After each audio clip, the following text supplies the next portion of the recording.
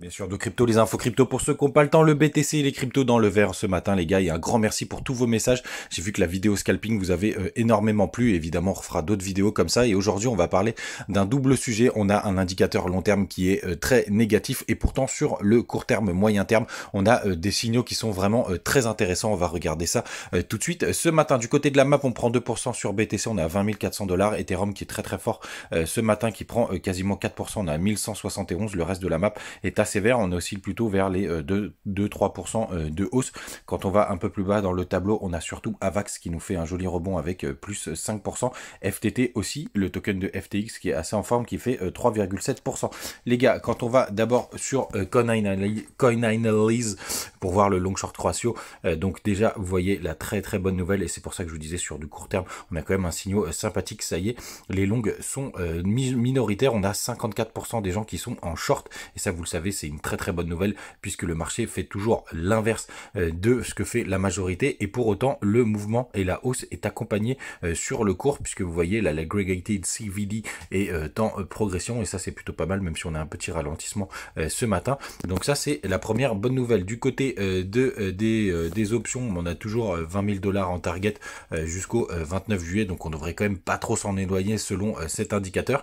Et quand on passe sur le 4 heures, les gars, du côté Ishimoku, on est bullish partout, hein. Il manque juste que la lagging span passe au-dessus du cours, mais on est au-dessus de la Tenkan, de la Kinjun et au-dessus du nuage, et donc ça les gars, d'un point de vue Ishimoku, bah, c'est bullish. Il manque vraiment juste que la lagging span passe au-dessus du nuage. Il reste quand même un peu de temps, mais après on pourra avoir un gros pump, parce que tout simplement on a un passage faible juste ici, hop, mais ça me paraît un peu limité en timing, mais ça pourra arriver dans la journée, en tout cas si on décide de l'attaquer. Quand on passe en daily, les gars, c'est toujours assez intéressant. Il y a toujours ce petit W dont je vous parlais sur le RSI qui s'est confirmé.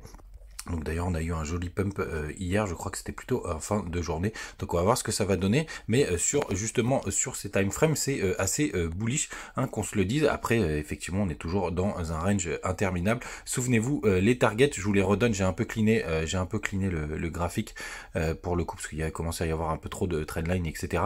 Donc normalement le premier retracement, la grosse zone, évidemment il y a le haut je l'ai pas mis, mais il y a le haut du range juste ici, donc qui est au 21 600 $ grosso merdo, qui peut faire office de grosse résistance. Et après vous avez les 0,382 vers 23 238 $.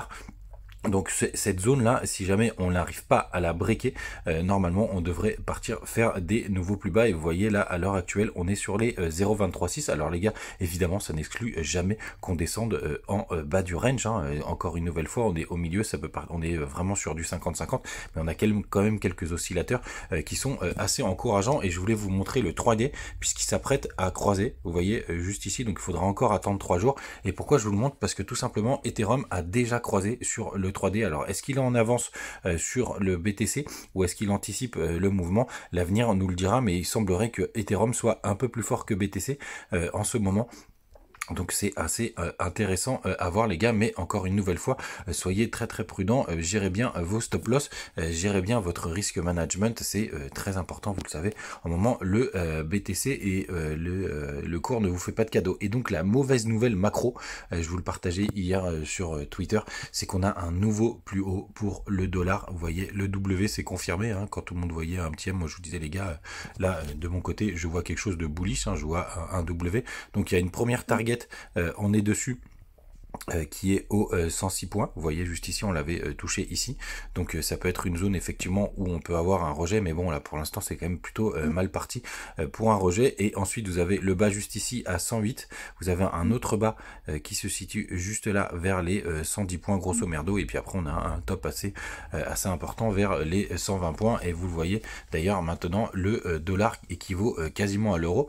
Donc je vous avais partagé le tweet, c'est de notre ami Alan Trading, que j'aime beaucoup, et du coup vous voyez $1, 1 euro vaut 1,02 $, donc on est quasiment à la parité. C'est pas arrivé depuis 2002. Et hier je vous partageais aussi le long short ratio qui commençait à croiser, mais vous avez vu ce matin que c'est encore mieux. Voilà les gars, vous savez tout.